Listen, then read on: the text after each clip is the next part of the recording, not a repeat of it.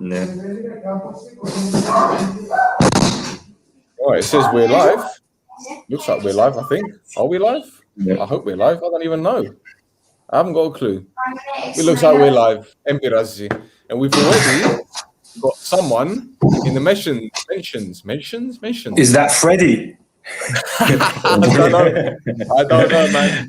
I don't know, but hey, it could be. It could be. Welcome to another edition of the No Chofters podcast. I'm your host, Stel. I've got Roy here, and this is, unlike yesterday, a proper review of a 1-0 victory over AEK LUFTNER. Welcome, Roy. How's your head this morning, or this afternoon, should I say?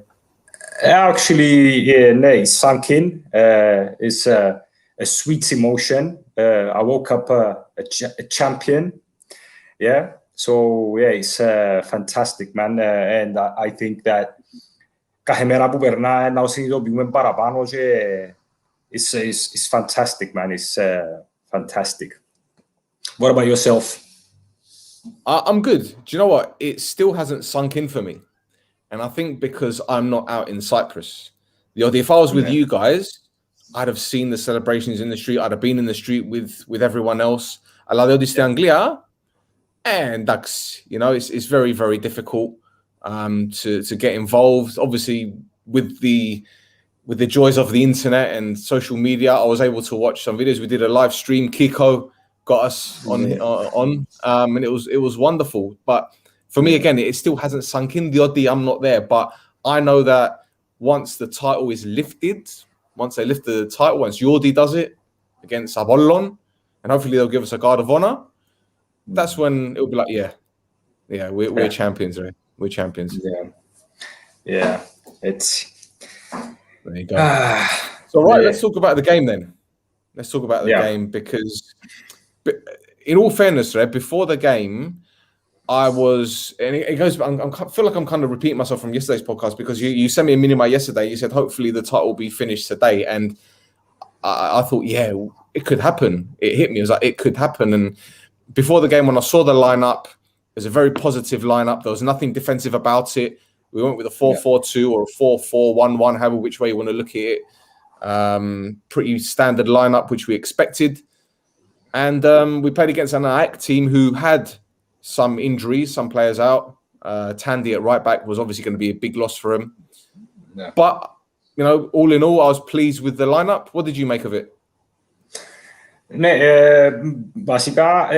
remember yesterday when I texted you and I was worried because we had 5 players on the limit with 2 yellow cards. So, and we were discussing whether Mr. Berg was going to rotate some players because he wanted to keep them for the final or next week's final, actually.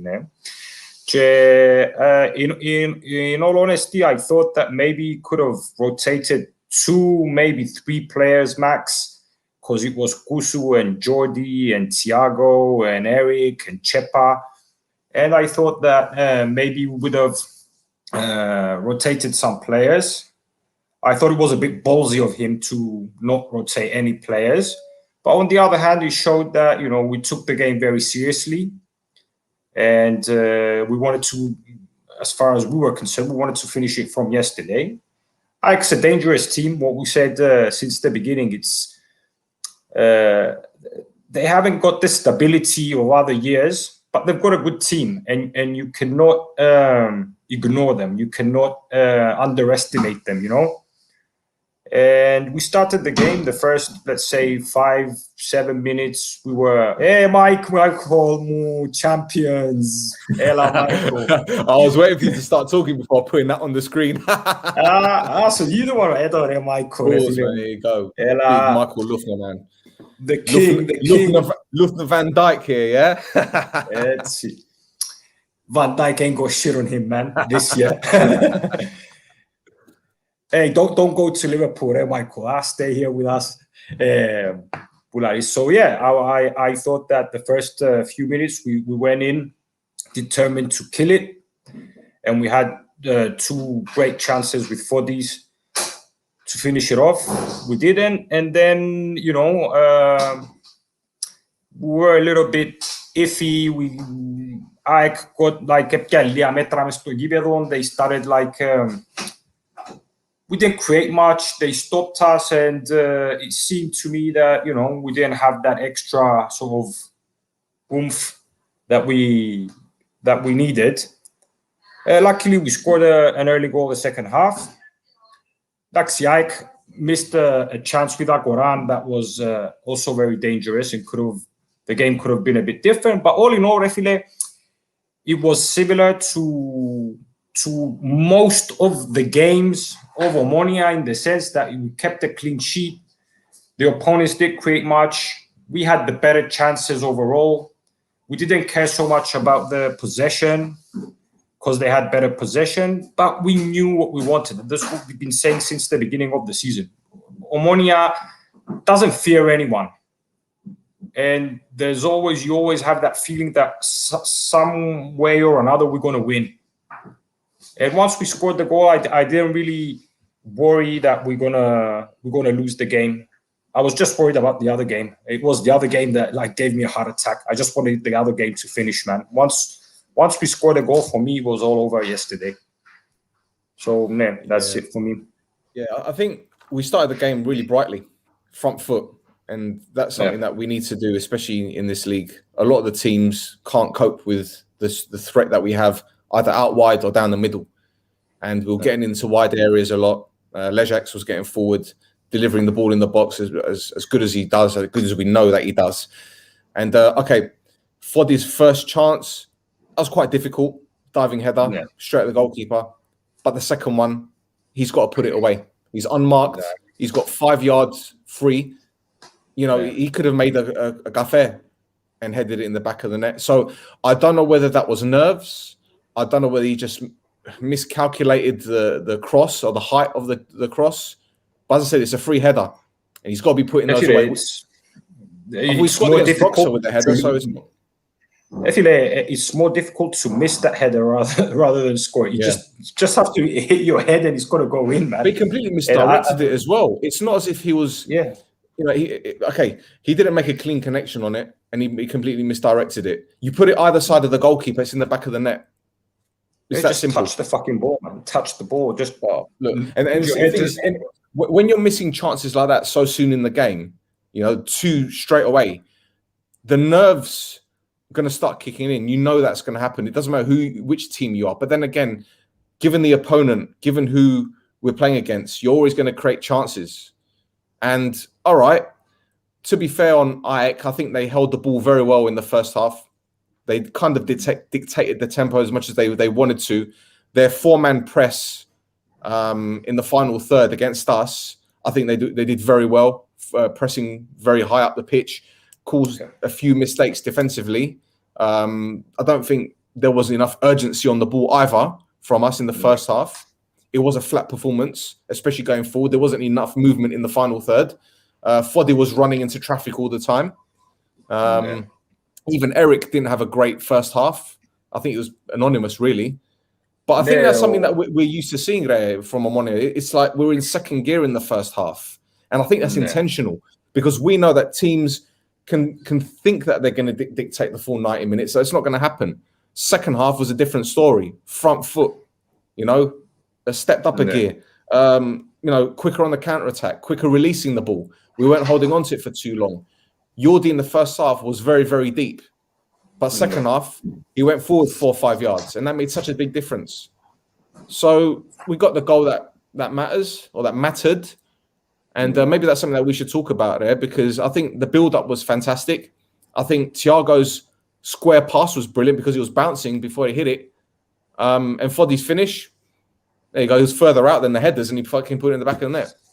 Yeah, it was a very nice goal, and from Lejax and from Thiago and from Foddy's, even though Foddy's had the easiest job out of the 3, but still, like you said, he missed other chances, so he put it away, and it was justice for him. It was nice, because I think if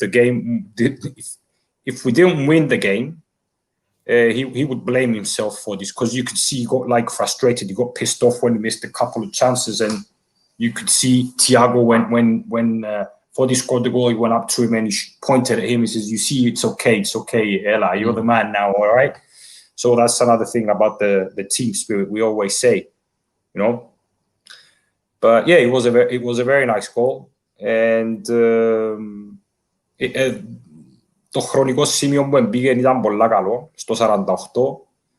It was similar to the point we scored the goal with last week as well, when Eric got the equalizer. And like I said, after we scored the goal, I was quite confident that no matter how the game would have went, we would have won the game. Well, look, Michael's just come up with a good point, and this is something that we mentioned on yesterday's stream, because I know we were talking all sorts of choppers yesterday because we were on a high from winning the title and we started going live straight away, and we did discuss the goal when Lejak's pass to Thiago in between the two defenders was pinpoint with his right foot. So he's not just a left-footed magician. Do you know what I mean? He's right foot pass. I'm sure they had a good laugh about that today. Michael, do you guys take the piss out of each other in training when you don't use the other foot? That's what I need to know. Because I've seen that so many times, players at training, and they take the piss out of their teammates because they don't use their wrong foot, if that makes sense. So, yeah. Anyway, we'll wait for you. No, it's fine. It's fine. You can tell us. We can wait. You can wait. Mario, look at this one. If Lüftner is watching the live stream, I want to tell him sign the contract. Listen, it's not just Michael that makes a decision, Mario. Do you know what I mean? It's the club, and this is something that we've discussed in the past. And if the money is there for the club, which it should be, and if they can afford the asking price, which they should, then I don't see any reason why he wouldn't sign. But let's not put him on the spot now. You know, let him enjoy the title victory, sitting at home with a bottle of Stella. Yeah, I don't know how many he's drank today. So you know, it's okay. He deserves to enjoy it. He's been immense. Michael has been immense for us the last 2 years, and you know, maybe sometimes we say that this year there've been some other players that were good, but if you take the 2 years, Michael has been top notch. And been training.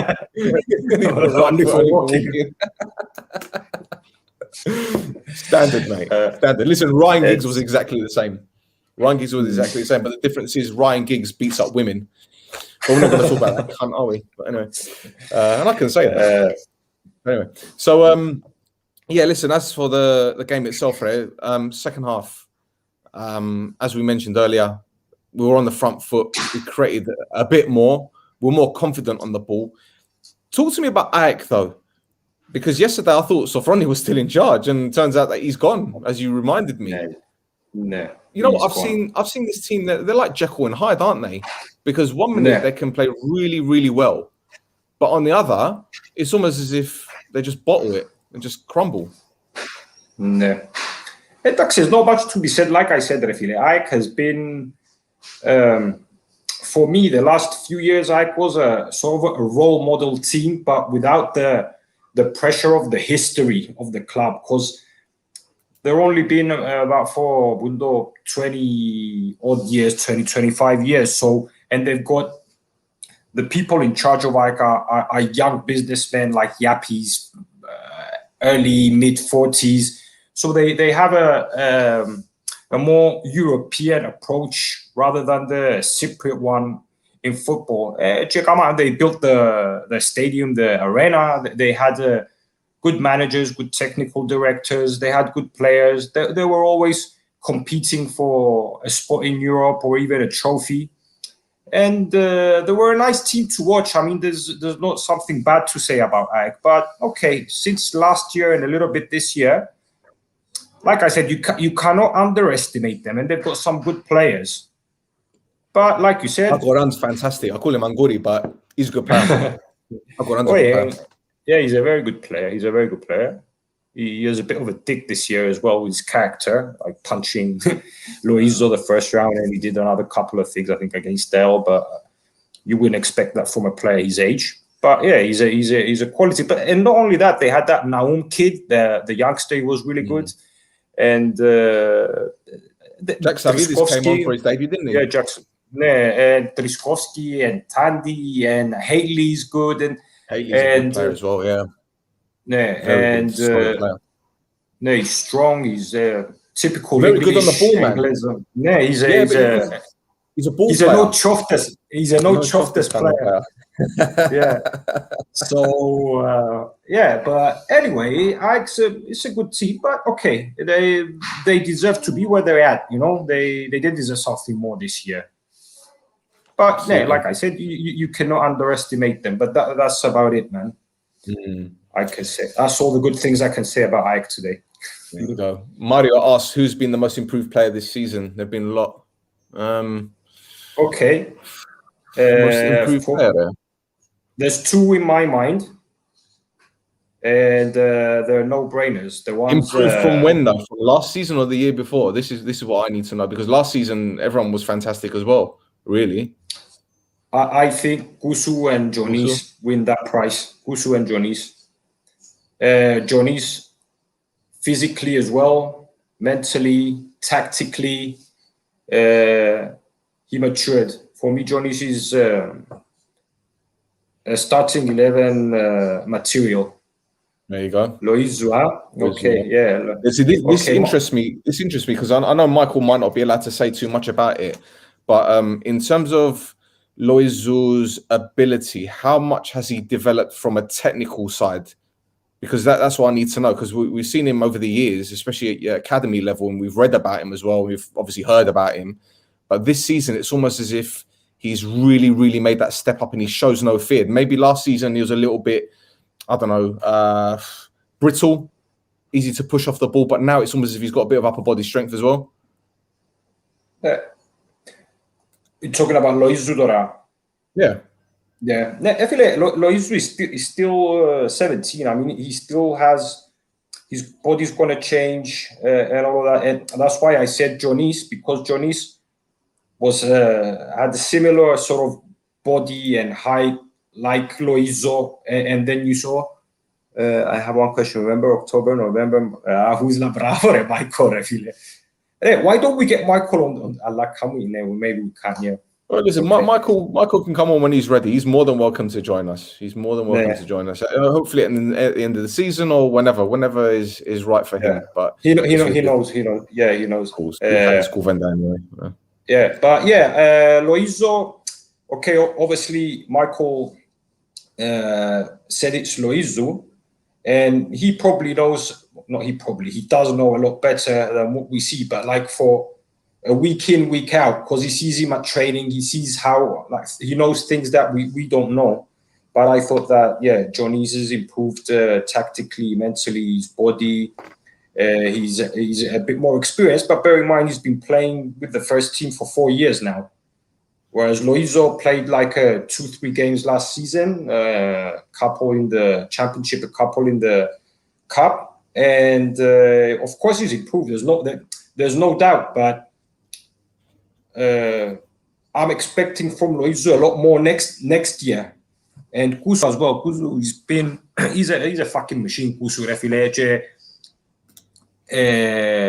I said it the other day as well. Kusu, and I'm going to say something now. I think Jordi helped Kusu a lot, the way he plays on the ball, to calm him down. He plays with his brain as well. He's become more sort of delicate, but at the same time, no nonsense sort of player. You know, he doesn't take any shit from anyone. And the amount of games he played, I don't think there's any other player that played more games than Kusu, including the national games as well. I think we saw that yesterday though. He looked a little bit tired. And you're going to get that. He's still young, don't get me wrong, but there's only so many games you can play. And I think the difference between Lang and Gusul, if you want to talk about the amount of games played, because Lang has played a lot of games, especially at international level. Do you get what I'm saying? Yeah, but he didn't play as much for Omonia because from a certain point onwards, Berg preferred to play Hubert Chan. Yeah. And that's another thing we said yesterday. Yes, Hold on a second. There you Stella. go. There you go. What's up, Michael? Is he still hanging about? Let me try and get this sorted. 1 minute. Can I get this one sorted? How do I switch these around? How do I switch these around? You're asking I want to put in front and center. 1 second. How do I move this thing? Hang about, brother. Let's move swap around. There you go. See? There you go. Let's Hey, go, what's up? champions! Hey, la champion. What's up, man? How are you? No, I cannot be more happy than I'm right now, you know. So Bravo, Michael. no, amazing feeling. What about you? It's I don't know if I should say it, but it's like not being able to have sex for a long time, and then you have sex, and you're like, yeah, 11 years, yeah. You're supposed to still have to use it. It's a long time. It's a long time. It's a long time. But it's the best one. Yeah, it's fantastic, and you know, we texted each other yesterday as well. And you know, you're the representative of the players, and we want to say thank you. We want to say thank you so much, Michael. So much. No. You're welcome. It's our pleasure to. It's unlucky because we cannot. Last night we were in the bus with 5,000 people, and we cannot go out, you know, because this shit what is all around the world. And no, we are so happy, but it's not like the top, you know, because we cannot celebrate with the fans. We have to sit in the bus. We don't have fans in the stands, and it's nice. I know it's great. It's amazing to win a title for Omonia, for sure. Yeah. But still, the fans is missing, you know. Of course, it's even for us. It was it's what, you know. There's people who don't care much about football, like my wife or some other friends, and like I feel so sorry for you because they know how long we've been waiting for this, and they said, you know, it's such a shame that, or my wife was watching you guys in the stadium alone, and it's like that's a shame, you know, because it would have been crazy. You would have. I know you won other championships with other teams in the past, but what would you have seen yesterday would have been crazy, my friend. I tell you this, yesterday was only like 5% of what would have happened if this COVID shit situation wasn't here, man. I swear to you, you just don't know. Yeah, I can imagine, because when I won the first title in Slavia Prague, it was like 30,000 people in one park station, and it was amazing. We had like it was like we have a singer there, like Ariana Grande there, and okay. Yeah, and it was amazing. It was 30,000 people, because for Slavia Prague in that moment, it was like after 5 or 6 years, I'm not sure now, and it was amazing. And I think, okay, yesterday it was nice. It was great, but still, it was around 5,000-6,000 people. But it was like we are in the bus, we cannot share with them, you know. Yeah. It was. But Michael, you won the league. What year was it that you won the league with Slavia? 2017. 2017 summer, yeah. 2017. Yeah. So I think the last time you guys won it was 2009. So you're right, but you're looking like an 8-year stretch, and with us it was 11 years. So it's pretty similar. But I think it's something that I said to Roy yesterday, and something I've been saying in my Instagram videos for a long time. The team unity, how everyone is playing for each other. This is something that I haven't seen at this club since the last time we won the league. Do you get what I'm saying? So look, what's it like for you, man? Like, what's it like for you and the rest of them? I met so many players. I met so many dressing rooms, because every year is a different dressing room. But I have to say this, that when I came first time to Omonia, it was great. It was very great dressing room. But this year, it was something special. But I miss on one person. One person missed. Matt Darwisher. This guy is amazing. We now in this year we have amazing group, but Matt still missing. and everybody who met him still missing him. He's an incredible guy, man. Question, the dressing room is amazing, and it's not about the players. It's all about the staff, the kitmans, the physio, the training, the trainers. You know, this chemistry about all of us is amazing, because when we come to the training ground, we just smiling, and it doesn't matter if you are in the first 11 or if you are just, you know, don't have a chance now in next match. Michael, you know, when Sir Alex Ferguson was manager of Man United, obviously Henning Berg was one of his players. And I always used to hear stories about Ferguson looking at his players, but seeing what kind of personality they have in terms of, you know, have they got a sense of humor? Are they the kind of people that will work in the team? Do you think that's what Henning Berg has done with you guys? He's looked at your personalities before buying you or bringing you in and thinking, right, he'll be good because he's funny. He'll be good because he's a leader. He'll be good. Do you know what I mean? Is that how you think he's done it? I think so. I think so. Completely, I think so. And maybe it's because our coach was working with Ferguson. Maybe he learned from him something. But no, our coach is amazing. He know what to do. He know what to say in that moment, in this moment. No, I think our group is or our club in this moment is great. It's great. So tell me something. You know, you mentioned October, November when we were, I think we were 5th or 6th in the table and people were writing us off. And now we've gone on to win the league. What was Henning Berg saying to you guys during that difficult phase? Because I don't see him as a manager that really lays into his players. He seems more of a pragmatic guy, but he's kind of calm and he knows what to say and when to say it. So was the atmosphere good even then? I remember a moment when I think it was 5 matches without a win, when we had the 4 draws and 1 lost against Salamina. Yeah, and he came to the dressing room and he was like, guys, we know that we are very good.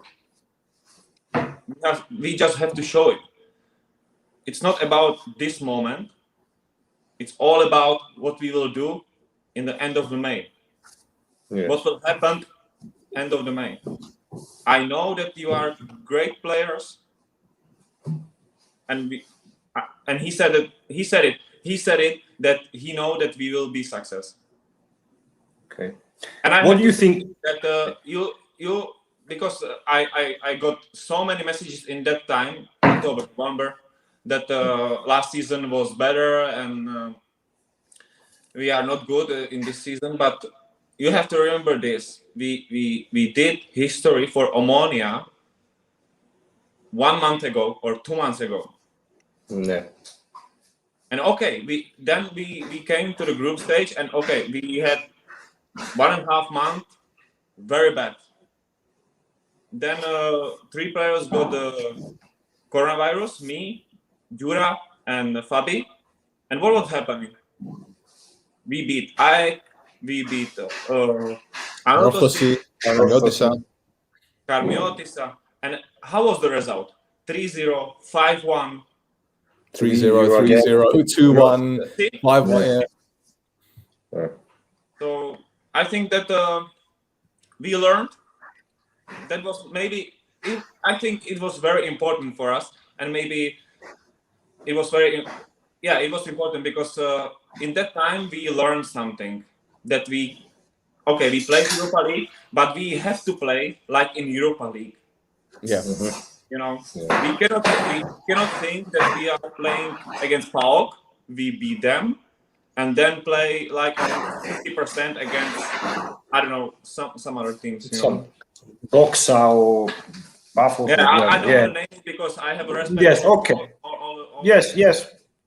Yeah. But you have to play on the level what you are used to it.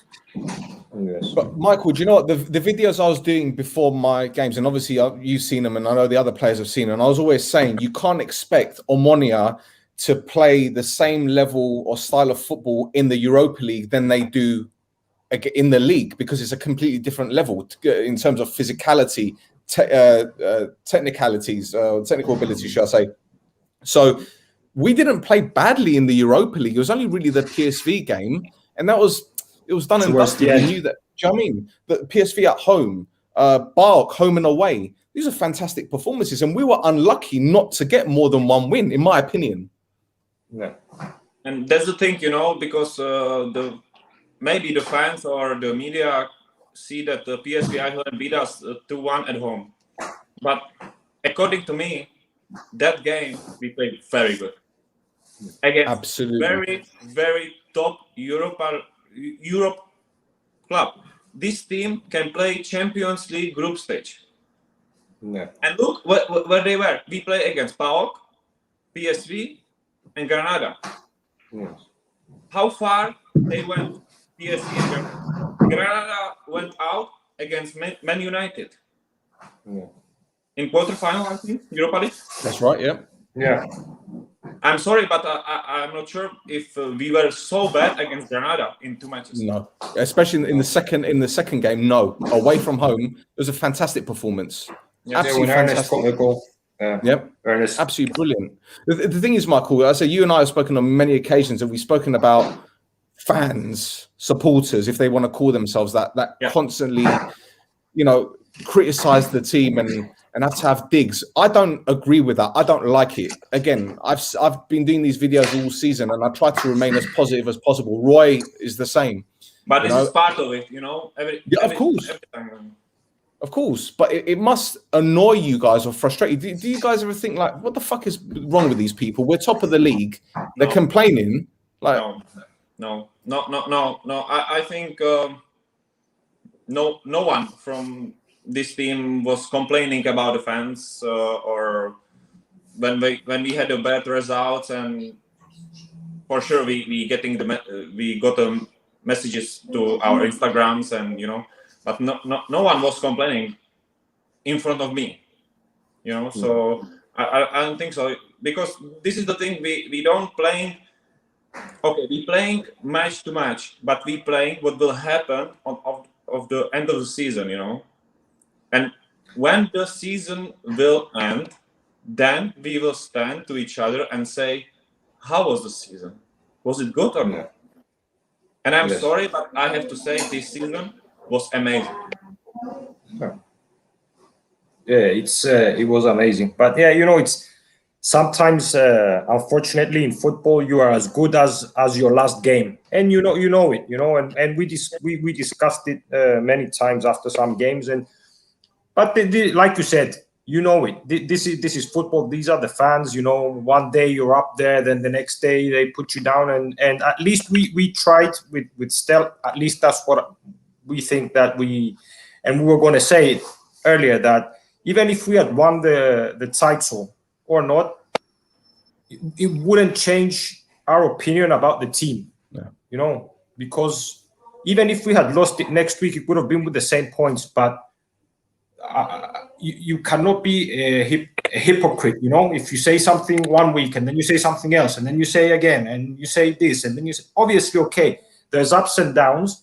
But like you said, you have to wait till the end of the season, and then you say, okay, you know, this is what we did well. This is what, and even now that we won, there's still things that can be better. You know, it's not over. It's fantastic. It's amazing, but there's still work to be done. So, and it wouldn't change a thing. At least in my opinion, for example, I wouldn't say, now that we won the championship, we don't need to change anything. But if we lost it on the same points, we have to change everything. You know, there's a very good basis there, a very good trio, or with Darapuluzis and Larku and Berg.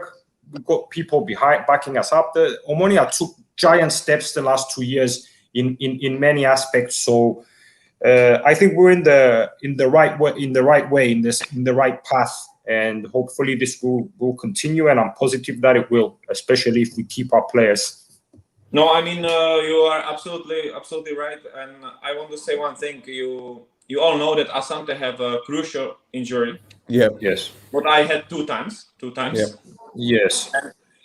this is what you can see if we are the great group or not. How he is. Celebrating. The videos. Did you saw him yesterday? What he is doing? Yeah, he sent me a voice note going, ah! How he's dancing before the TV. It's amazing. And this is what we are, you know? This is what we are. This is fantastic. This is the best for me.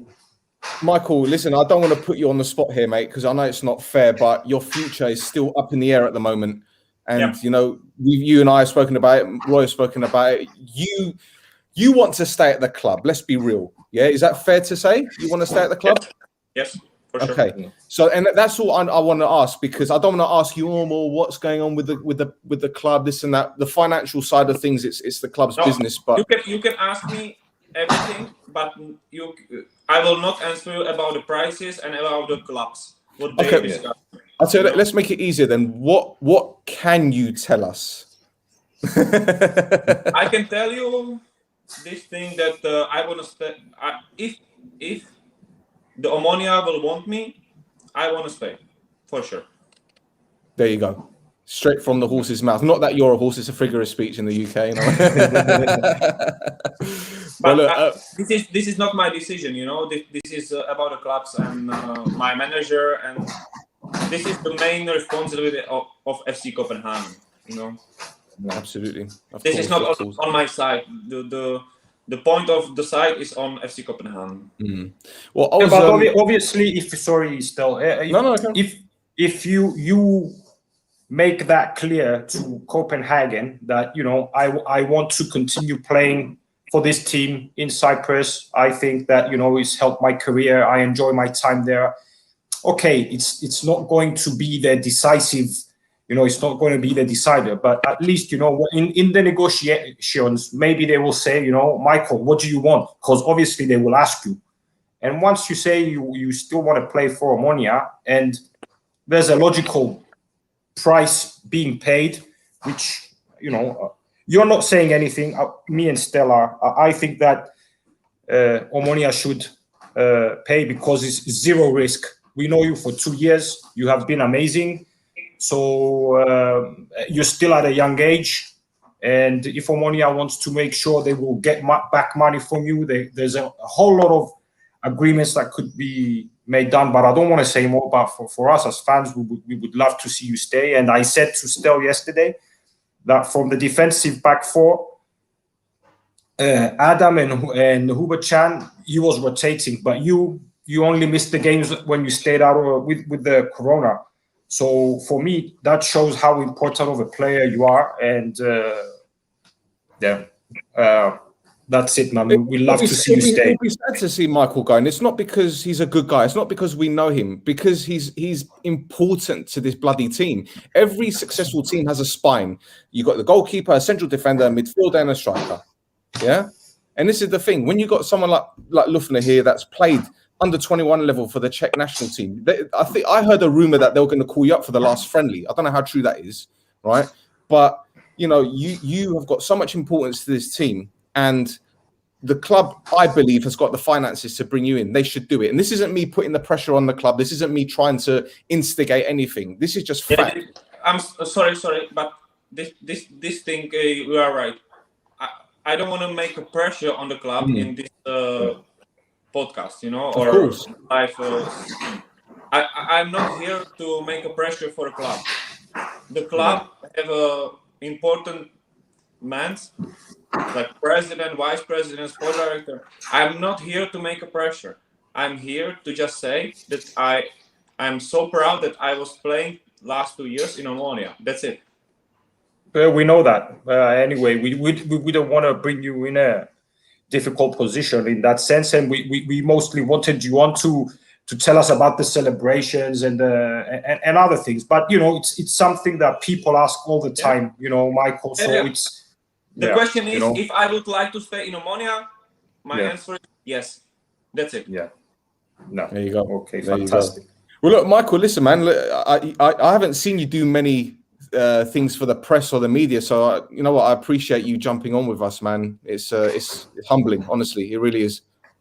Because I'm appreciating what you are doing, because you are humble. Thank you so much, Mike. We try, man. Because when we are doing something, when we have a bad match, you are saying this. When we have a great match, you are saying this. That's it. You are just humble. I don't like the media who are just saying, yeah, OMONOIA is the greatest team in the world, and if we are losing, they are still great. No. We try to be constructive. That's the difference. Yeah. It's okay to be critical. That's what I like. Constructive. And that's something that we've been doing. And all right, fair enough. Perhaps the Upwell game we were a bit too critical, but it's football. It's football. Why not? And we lost. We lost. But it is what it is. It is what it is. But yeah, I've got a question here. Who was your idol growing up at Czech Republic, man? Nedved's got to be, isn't it? No, Nedved. No. It was Tomáš Rosický. Oh, right, okay. From Dortmund.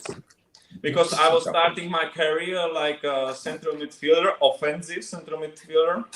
Okay. I was very small, and during the 1-2 years, I was grow up like 1 meter. So then I was playing number 6 and then center defender. But it was Tomáš Rosický because when I saw him, I'm sorry for Slavia fan because my heart is Slavia, but he is from Sparta. But when he was playing in Sparta, then in Dortmund, then in Arsenal, he was amazing. He was unlucky that he had so many injuries, so many in England. I think when he will not have this kind of injuries so many times in a row, I think he will play in Real Madrid, Barcelona, because he was amazing. He was amazing. Yeah. Fantastic player. Proper playmaker. Fantastic. Roy, any questions, Philemon? Because I'm interested to know what happened last night. What time did you get home? You tell us, Michael. Michael, you tell us how was your night last night? Last night it was that we were in the bus 5 hours. We were driving from Larnaca to Tiraspol 5 hours. We were still there, and then we were in the cars and get home because it was like 2 p.m. I think, or 1:30 a.m. It was everything is closed, so it's coronavirus, so nothing special. We had few beers in the bus and that's it. Nah, shame. A few beers on the bus. I saw Gusul asking for the aircon to be turned on. And then I think it was Casper was knocking on the window, and he said to him, "You're going to break the window, man." In Greek. In Greek. He doesn't understand the poor kid.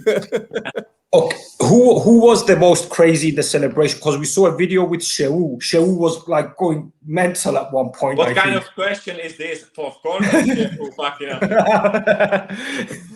And Sheu's Muslim, so he doesn't drink. That's just normal, like. Yes. Now it's Ramadan period as well. Yes, he has a Ramadan now. Yes. Yeah. I got a question here, Michael. He was amazing. He was like we after the match he was celebrating like all of us. Then we went to the bus. He was quiet, and after 10-15 minutes, he saw the fans, and it was like. Flick the switch. Amazing. He was very great.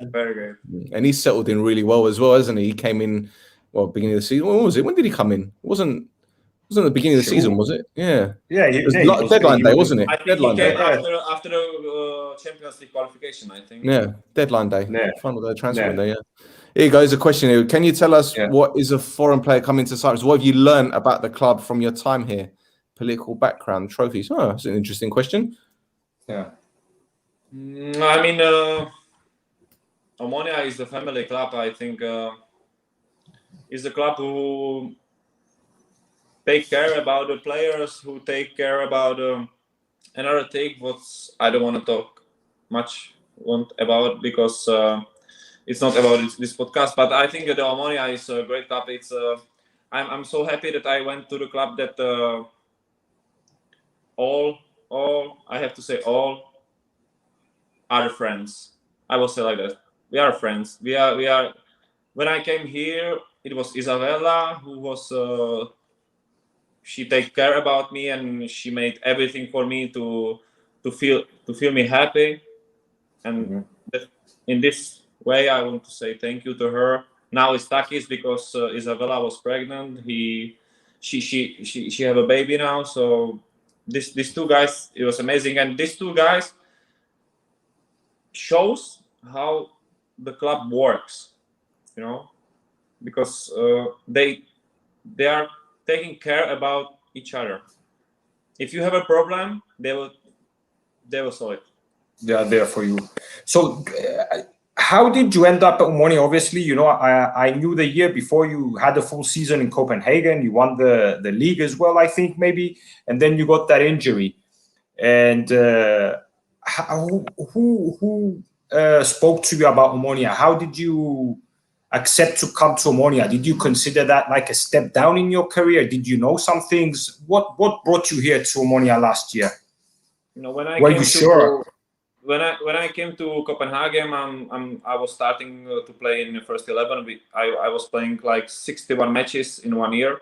We were playing I think quarterfinal against Atletico Madrid in the Europa League, and it was amazing. Everything was great.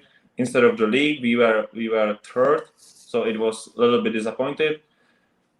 We came to the summer camp, everything was good. One center defender came on. I was fighting with him. We were normal, we were friends, and he started to play a season in front of me. He was playing 2 matches, then I came in, and in the first match, I think around 10-15 minutes, I broke my knee. So I went to the surgery. I was out for 7-8 months, I think, and then I knew that it will come because in that period when I was injured, came 2-3 more center defenders, so I knew that it will come. Maybe for a transfer, maybe for a loan. But in that time, Henningberg came to the OMONOIA during the summer, and they are very good friends with the coach of FC Copenhagen. They were playing together in Norway national team. So he called me, Henningberg, and we discussed it. I was a little bit nervous about Cyprus. You know, I didn't knew it, and about Cyprus, how is the quality, how is the club, you know, because I'm from Czech Republic, so I was focused on East Europe and, you know, the West Europe and Germany. But then I came here because I'm not signed contract. Before I said that I want to see the club, the facilities, the country before I will come. So I flew here with my manager, and we came here. We spoke about the vice president. We spoke about Larku. We spoke about the Themos. We spoke with the coach on the phone, and we saw everything. We saw the facilities. We saw the stadium. We saw everything, and then we decided we think with my manager it will be a good step for me because I'm 1 year out from football. Yeah. So we decided to sign it, and here we are, 2 years here. Perfect. Fantastic. Got a question here from I'm going to put it up. Michael, just teach those two guys there how to pronounce Lejaks. Here we go. 2 years now, they called him Lejaks. I've had enough with them. Fucking hell. No. I mean, he is fantastic. How do you pronounce his name? How do you say it? Lesiaks. Lesiaks. Okay, Lesiaks. That's the problem, because you cannot say C and H together, you know? Lesiaks. I can say, I used to call him Lesiaks, and then Roy used to call him Lejaks. I thought, fuck it, I'm going to go with Roy. It's Lejaks, but it's Lesiaks. Yeah? So it's my fault then, huh? Okay, it's my fault then. But if you wanna send him the message, just text him Hans. Hans. That's I'm calling him, because Jan in the Czech Republic, I'm calling him Hans. Okay, Mr. Hans. Brilliant. Mr. Hans. You know, Listen, we need to do this again sometime when you're, you know, when we're not doing a live stream, so at least we can get some editing done as well, and then we can chew the fat, as they say. But brother, thank you very much, man. Like, I really appreciate it, and you know, I hope you stay at the club. I'm not going to say if this is the last time we speak to you, because there's going to be another time we speak to you. But thank you so much, man. Honestly, and I mean it. I'm obviously on behalf of everyone else. You've been absolutely immense. Absolutely immense. And you know, I saw a post on Facebook the other day saying Michael is one of the best defenders we've ever had. Well, that is stating the fucking obvious, but it's true. No, Stop it. It's true. It's true. It's a fact. It's true. It's true. Yeah, but I'm a little bit shy for this kind of. Well, listen, you're not blushing. You know, it's a bit dark at the moment. It's fine. You can blame it on your tan. Have you? I just want to thank you to all of us that I was here with you now, and I wanted to thank you all of the fans that they were supporting us for last 2 years, and especially last 1 year when they cannot be on the stand. So this victory, this trophy is for you, and enjoy it. Can you see what's on screen? What does that say? Is that a rude word?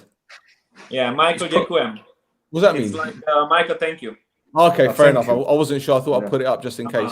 It's a nice way. I was hoping it wasn't like Michael, and in your language it says Malaga or anything. By the way, what swear words have you learned? By the way, no, Greek swear words. Swear words in Greek. Okay. No, I can tell something, but it's a little bit. Okay, I will tell you. Amonoshistosu. Porinavakalis. That's from Loizo's Johnny's, probably. No, it's from our kitmans. Okay. Porinavakalis. That's so funny. Amazing. Brother, one more thing before we let you go. Can you say you're watching the No Choftes podcast on the OLB? For sure. I'm watching No Choftes podcast of OLB. Come on. There we go. We got him. Brother, thank you very much, man. One more thing I want to ask. Enjoy. Let's celebrate. Mike, one more thing. Yeah. Have you planned when you will return after the game with Apollon? When are you gonna go back to the Czech Republic, either for holidays or I'm not sure, because I'm still waiting of the flights, because now in Cyprus is a lockdown, so some flights is cancelled. So I'm waiting, but it will be around 14 to 16 of May. So it's soon. So don't forget what you promised that before you go. After the Apollon, we will arrange it. Don't worry. Okay, brother. Ade, thank you so much, Michael. I have it in my mind. Don't worry. All the best. Thank you, guys. Brother, thank you very much. We thank you, Michael. Bye-bye. Speak soon, brother. Take care. Bye. That was great, man. Wow, that was literally out of the blue. But yeah, what a guy. What a fucking guy, man. Love him to bits. And yeah, hopefully he'll get to stay at the club, and then we'll see many more title victories like this. And I'm glad that he watches the podcast as well. Edo, there's. Yeah. There's. He's got taste, isn't there? He's got taste. Class. By the way, what shall I have? Shall I have these? Or shall I have these? I don't know, man. Whatever you want, man. I've still got flowners left over from Basca. I thought, Okay. I thought maybe a couple of the players had too many flowners. That's why they're a little bit slow yesterday. But yeah, there you go. Amazing, guys. Great job, guys. See, we're getting all the love, man. And see, this is the thing, right? This is one of the reasons why we started doing these podcasts, because you know what? One member of staff at OMONOIA messaged me. He said that we're the voice of the voiceless. And we're trying to bring some positivity to the club, even though there is a lot of positivity, but we want it from a fan's perspective. We are fair. We are objective. And yeah, we do get emotionally excited about certain things, but I think we've done remarkably well.